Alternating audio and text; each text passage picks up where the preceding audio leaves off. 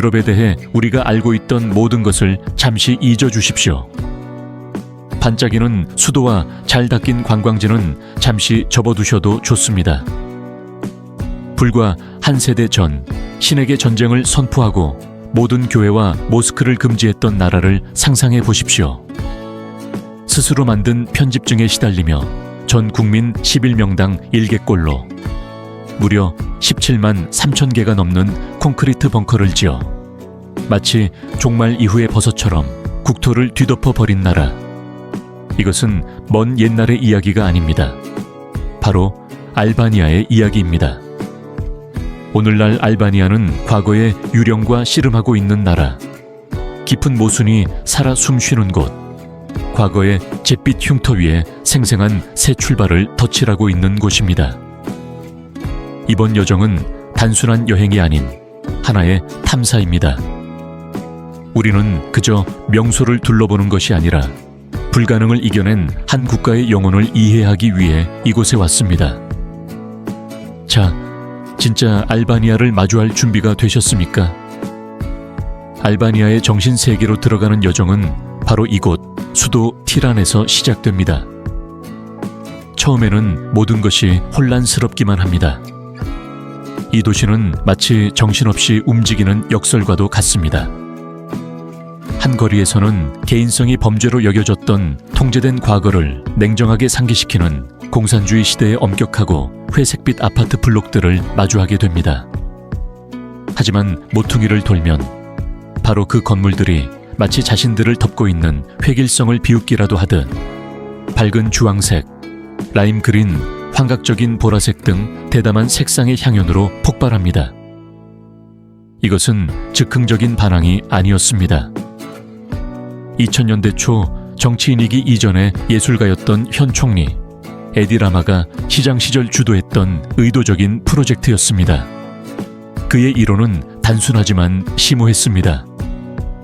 재정적으로 파산하고 영적으로 무너진 도시에서 색채는 저렴하면서도 강력한 치유법이라는 것이었죠. 잿빛 시대가 끝났다는 선언이었고 어쩌면 표면적인 처방이었을지 모르지만 도시의 분위기를 확실히 끌어올리고 변화가 단지 가능한 것이 아니라 이미 일어나고 있음을 알리는 신호탄이었습니다. 이 모든 것의 중심에는 스칸데르베그 광장이 있습니다. 알바니아어를 사용하는 모든 지역에서 가져온 돌로 포장된 거대한 광장. 이 광장은 오스만 제국에 맞서 싸운 15세기 민족 영웅의 기념비적인 동상을 향해 완만하게 경사져 있습니다. 이곳은 알바니아의 공식적인 심장부이자 국가적인 축제를 위해 세심하게 연출된 무대입니다. 하지만 여기서 조금만 걸어가면 이 도시의 비공식적이고 훨씬 더 논쟁적인 심장, 티라나의 피라미드를 만나게 됩니다. 3년 전 사망한 독재자 엔베르 호자를 찬양하기 위한 박물관으로 1988년에 지어진 이 거대한 대리석과 유리 구조물. 그의 유산이 영원할 것임을 보장하기 위해 그의 딸과 사위가 직접 설계한 기념물이었습니다. 1991년 공산주의가 무너진 후 이 건물의 운명은 국가의 정체성 위기를 그대로 반영하게 됩니다. 잠시 나이트클럽이 되기도 했고 컨퍼런스 센터로 코소보 전쟁 중에는 나토 기지로 사용되기도 했습니다. 그리고 한 세대의 알바니아 젊은이들에게는 버려진 놀이터가 되었죠. 낙서로 뒤덮인 위험한 경사면을 기어 올라가 미끄러져 내려오는 것은 억압의 상징을 젊음의 환희로 되찾는 위험한 통과 의례가 되었습니다.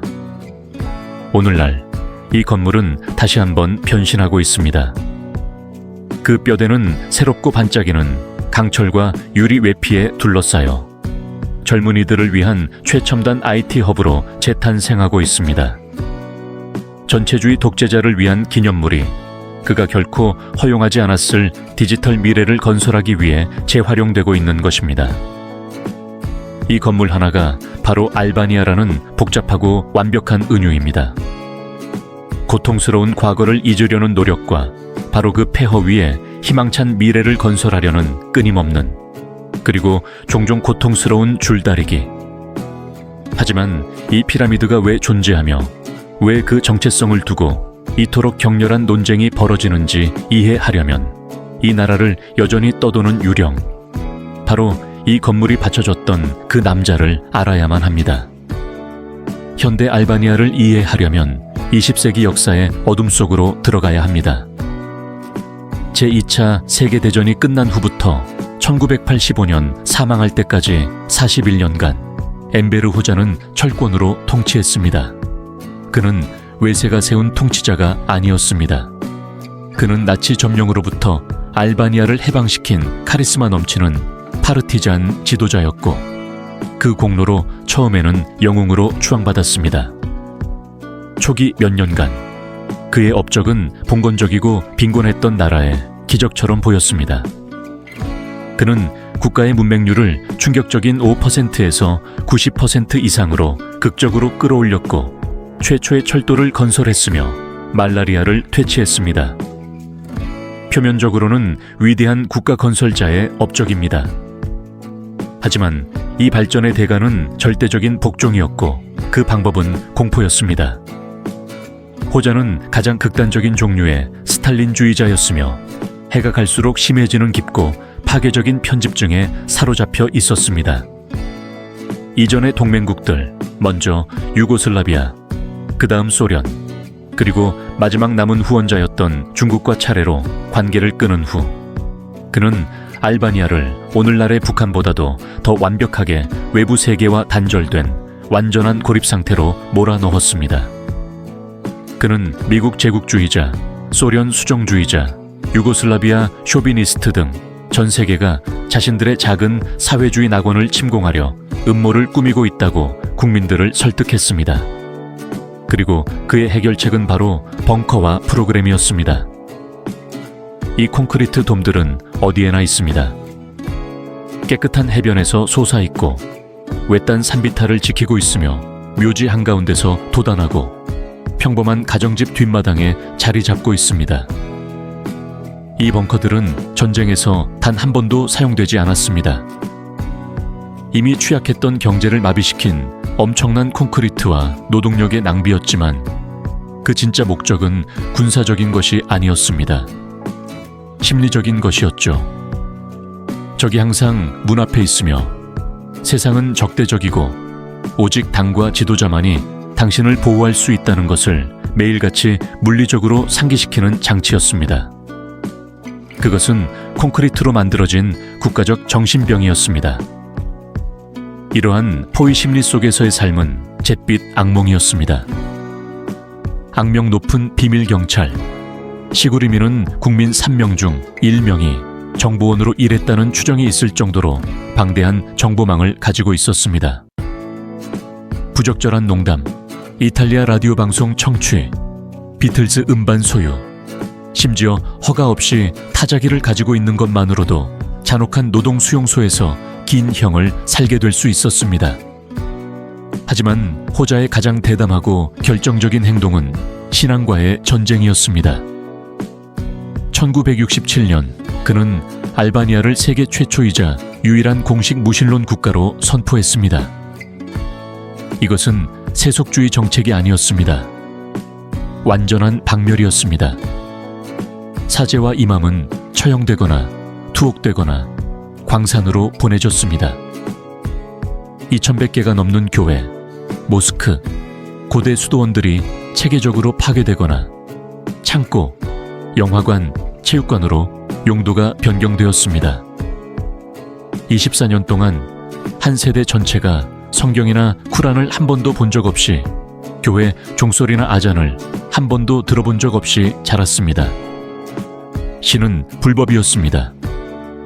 오늘날 이 역사를 가장 생생하게 느낄 수 있는 방법은 바로 그 정권이 상상했던 종말로부터 자신들을 보호하기 위해 지었던 터널 중 하나로 내려가 보는 것입니다.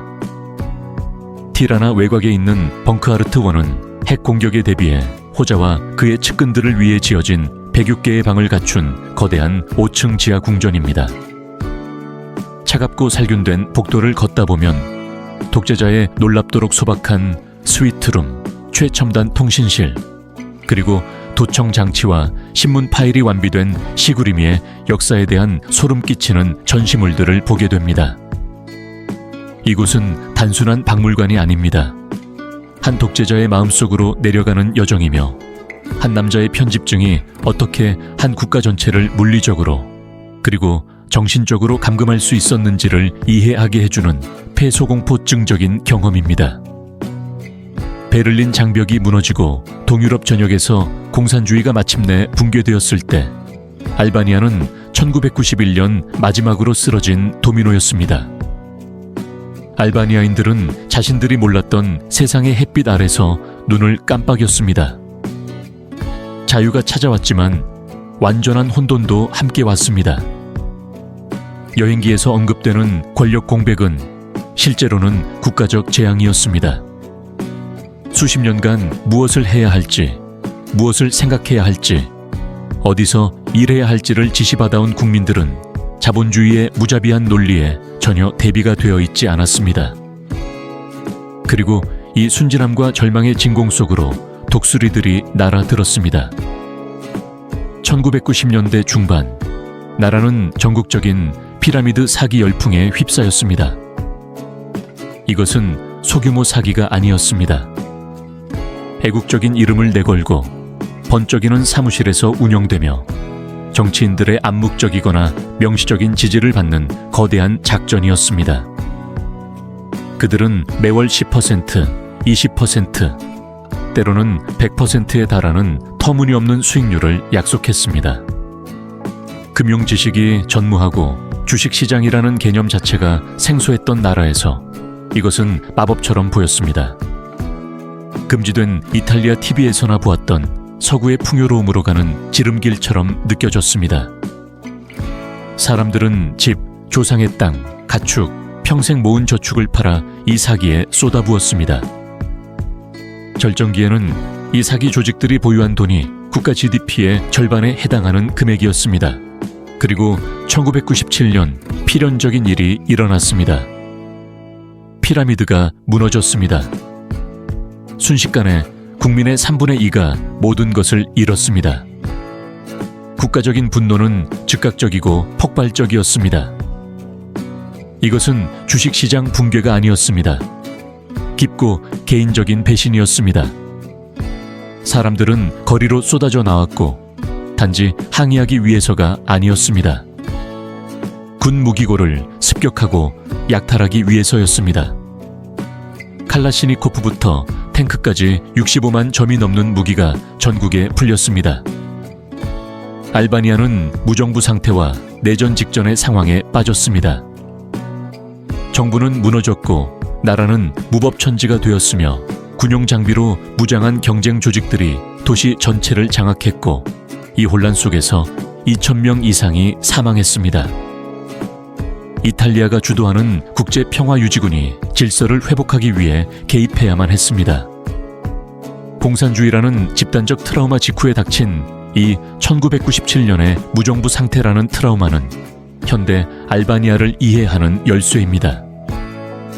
이것은 금융 및 정치기관 양쪽에 대한 뿌리 깊은 불신을 설명합니다. 90년대 후반과 2000년대 초반의 대규모 이민 물결을 설명합니다. 떠날 수 있는 사람은 누구든 떠났기 때문입니다. 종종 낡고 초만원인 배를 타고 아드리아 해를 건너 이탈리아로 향했습니다. 이것이 오늘날 눈에 띄는 중년층의 잃어버린 세대를 만들었고 사회는 주로 아주 젊은 층과 아주 늙은 층으로 구성되게 되었습니다. 그리고 이것이 왜 오늘날에도 발전이 취약하게 느껴지고 과거의 그림자가 그토록 길게 드리워져 있는지를 설명합니다. 하지만 알바니아의 복잡한 이야기는 공산주의에서 시작되지 않았습니다. 그 국민들을 이해하려면 이 역사의 층을 더 벗겨내야 합니다. 거의 500년 동안 이 땅은 오스만 제국의 중요한 일부였고 그 유산은 일상생활의 구조 자체에 깊숙이 배어 있습니다. 베라트와 지로카스터 같은 고대 도시의 스카이라인을 장식하는 우아하고 가느다란 미나렛에서 그것을 볼 수 있습니다. 음식에서 그것을 맛볼 수 있습니다. 모든 길모퉁이에서 파는 짭짤한 페이스트리 뷔렉은 직접적인 요리 후손입니다.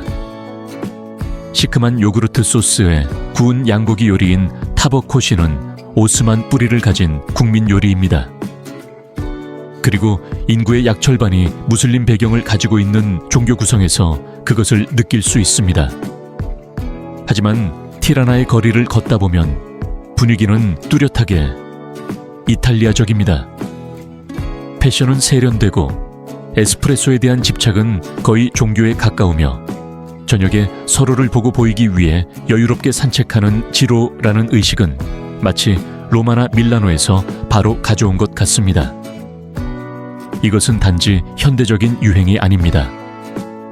제2차 세계대전 중에 짧고 잔인했던 점령부터 공산주의 시대 TV를 통한 문화적 지배에 이르기까지 이탈리아의 영향력은 지대합니다. 수십 년 동안 이탈리아 RAI 방송은 외부 세계로 통하는 유일한 창이었고, 고립된 알바니아 가정에 풍요, 패션, 자유의 이미지를 쏘아올린 문화적 트로이 목마였습니다. 많은 나이든 알바니아인들이 이런 식으로 유창한 이탈리아어를 배웠습니다. 이것이 알바니아인들이 종종 자국 리그보다 더 열정적으로 세리에 A와 같은 이탈리아 축구 리그를 따르는 흥미로운 현상을 설명합니다. 그렇다면 알바니아인들은 동양인일까요? 서양인일까요? 발칸인일까요? 지중해인일까요? 정답은 이 모든 것에 대한 단호한 이해입니다. 그들의 언어 자체가 이에 대한 증거입니다. 라틴어, 그리스어, 슬라브어, 터키어의 영향을 받았지만 맹렬하게 독특한 인도 유럽어족의 독특하고 고대적인 한 갈래입니다. 하지만 아마도 모든 제국과 이데올로기를 이겨낸 가장 결정적인 알바니아적 특성은 베사라는 개념일 것입니다. 베사는 단순한 단어 이상입니다. 그것은 신성한 명예 규범이며 어떤 서면 계약보다 더 구속력 있는 약속입니다. 약속을 지키다라는 뜻이지만 그 가장 깊은 의미는 자신의 목숨을 희생해서라도 손님을 환대하고 보호하겠다는 흔들리지 않는 헌신과 관련이 있습니다. 바로 이 베사 덕분에 제2차 세계대전 중 대다수 무슬림이었던 알바니아는 전후 유대인 인구가 전쟁 전보다 더 많아진 유럽의 유일한 국가 중 하나가 될 수 있었습니다. 그들은 점령군 나치에게 단 한 명의 유대인 시민도 넘겨주기를 거부했고 유럽 전역에서 온 수천 명의 유대인 난민들을 자신들의 집에 숨겨주었습니다. 이것을 영웅적인 행위가 아니라 그들의 고대 규범이 지시하는 단순하고 타협할 수 없는 의무로 여겼습니다. 이 깊은 문화적 토대는 오늘날 많은 방문객들이 그토록 놀라워하는 따뜻함과 관대함의 기반입니다. 너무나 오랫동안 알바니아의 이야기는 그 문제 많았던 정치와 콘크리트 수도에 국한되어 왔습니다. 하지만 그렇게 하는 것은 이 나라의 본질을 완전히 놓치는 것입니다. 알바니아 혹은 그 국민들이 부르는 대로 슈치퍼리아 에시키페리는 독수리의 땅을 의미하며 그 이유를 이해하려면 도시를 벗어나 산으로 가야만 합니다. 북쪽으로 그 숨막히는 아름다움을 무색하게 만드는 극적인 이름에 저주받은 산맥으로 향하십시오. 이곳이 바로 알바니아 알프스의 영역입니다. 여기서 테스 마을에서 발보나까지 이어지는 전설적인 트레킹 코스는 스위스나 돌로미티의 어떤 풍경과도 견줄 만한 경치를 선사합니다. 하늘을 찌르는 톱니 모양의 석회암 봉구리, 돌집들이 점점이 박힌 푸르고 무성한 계곡, 그리고 수정처럼 맑은 가을. 이곳은 티라나의 혼돈과는 전혀 다른 세계, 깊은 평화와 길들여지지 않은 야생의 자연이 있는 곳입니다. 그곳까지 가는 여정 자체가 모험이며 종종 피오르드 같은 콤한 호수를 가로지르는 장관의 3시간짜리 페리 여행을 포함합니다. 이 인공 저수지는 깎아지른 절벽 사이를 구불구불 흐르는 청록색 뱀을 만들어냈습니다. 혹은 남쪽으로 시간을 거슬러 여행하십시오. 유네스코 세계문화유산인 1000개의 창문이 있는 도시 베라트로 가보십시오. 이곳에서는 하얀 오스만 가옥들이 서로 겹겹이 쌓여 있는 것처럼 보이며 망갈렘 지구의 언덕에서 그 어두운 사각형 창문들이 마치 1000개의 눈처럼 밖을 내다보고 있습니다. 오래된 돌다리를 건너 고리차 지구로 가서 상징적인 경치를 감상해 보십시오. 그런 다음 비잔틴 교회와 오스만 모스크의 폐허 속에서 오늘날에도 사람들이 거주하고 있는 살아있는 요새 칼라 성체로 올라가 보십시오. 그런 다음 또 다른 유네스코 유산이자 엠베르 호자와 알바니아 최고의 작가 이스마일 카다레의 고향인 돌의 도시 지로카스터로 계속하십시오. 국가의 고문자와 그 최고의 해설자를 동시에 배출한 도시. 독특한 슬레이트 지붕의 돌집들과 한때 악명 높은 정치범 수용소였던 거대한 성이 지배하는 이 도시는 엄격하고 극적이며 잊을 수 없는 풍경을 만들어냅니다. 가파르고 반질반질한 석회암 거리를 걷는 것은 마치 다른 세계로 들어서는 것과 같은 느낌을 줍니다. 그리고 해안이 있습니다. 알바니아 리비에라는 유럽의 마지막 야생 해안입니다. 분주한 블로로 항구에서부터 햇살 가득한 사란다 해변까지, 그리고 그리스 코르푸 섬에서 아주 가까운 거리에 있는 웅장한 고대 그리스 로마 유적인 부트린트, 세 번째 유네스코 유산까지. 이곳은 수십 년 동안 철의 장막 뒤에 숨겨져 있던 눈부신 청록색 바다와 황금빛 모래의 해안선입니다. 더 이상 비밀은 아니지만 과도하게 개발된 지중해의 다른 곳에서는 사라져버린 날것의 에너지와 손길이 닿지 않은 아름다움의 조각들을 여전히 간직하고 있습니다. 이것이 바로 또 다른 알바니아, 고대적이고 아름다우며 서사적인 규모를 가진 의 모습입니다.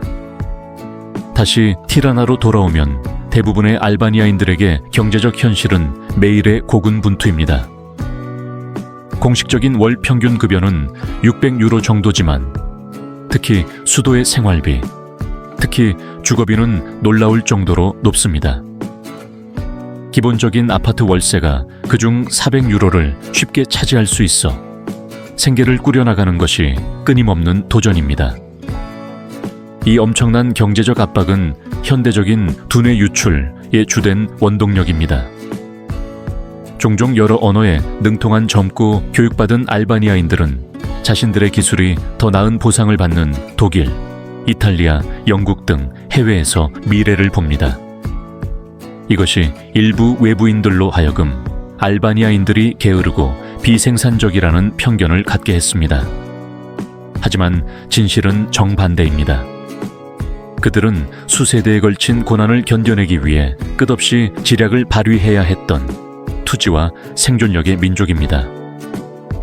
티라나에 재활용된 건물들에서 활기찬 카페 문화, 급성장하는 스타트업 현장, 그리고 1997년의 잿더미에서 나라를 다시 일으켜 세운 치열한 기업가 정신에서 이 에너지를 볼 수 있습니다.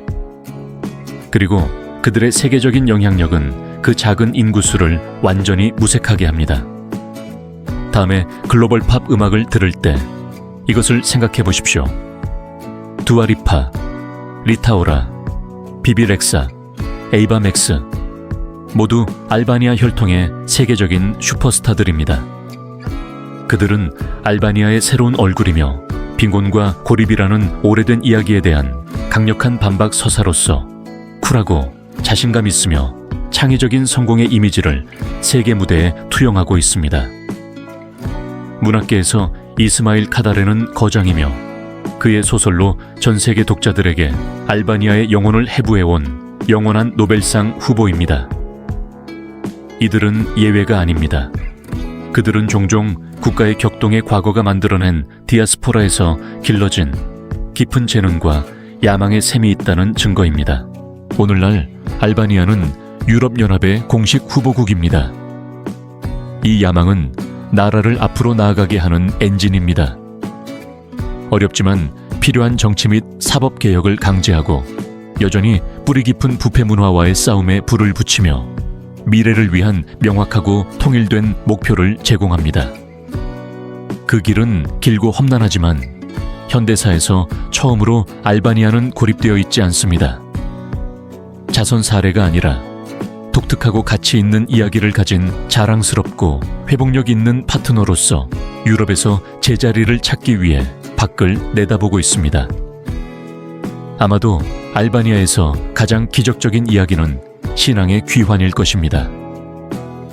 국가가 인간의 마음에서 신을 도려내려 했던 과학적으로 강제된 무신론의 분의 4세기가 지난 후 당신은 종교적 분열, 쓰라림 혹은 냉소적인 무관심으로 상처 입은 사회를 예상할지도 모릅니다.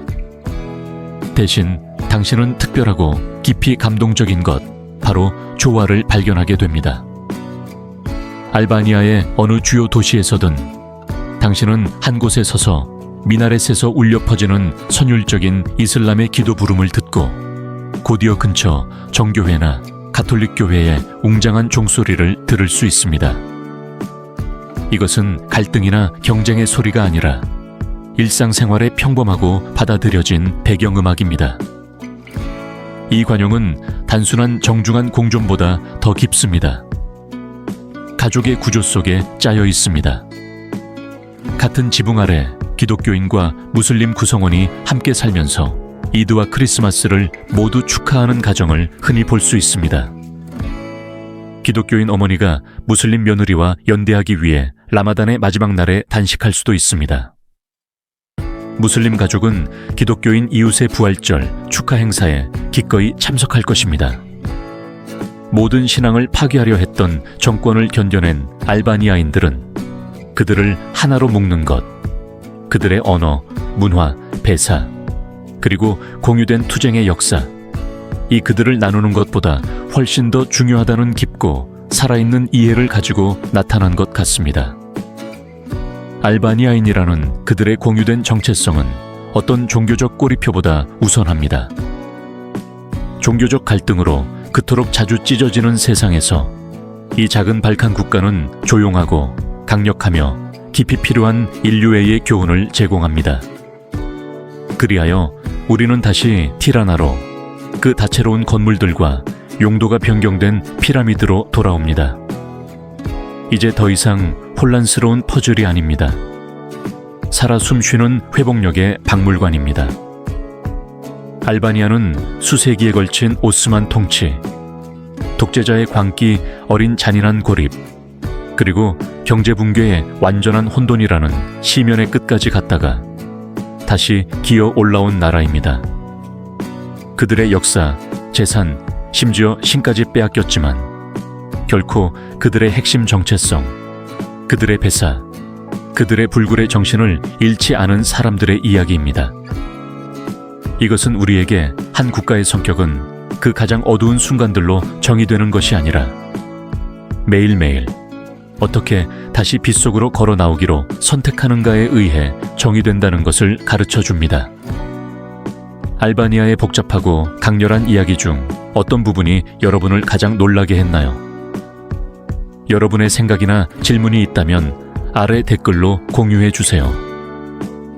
이번 여정이 여러분에게 새로운 시각을 열어주었다면 표면 너머를 깊이 파고드는 것을 좋아하는 다른 여행 친구와 이 영상을 공유해 주세요.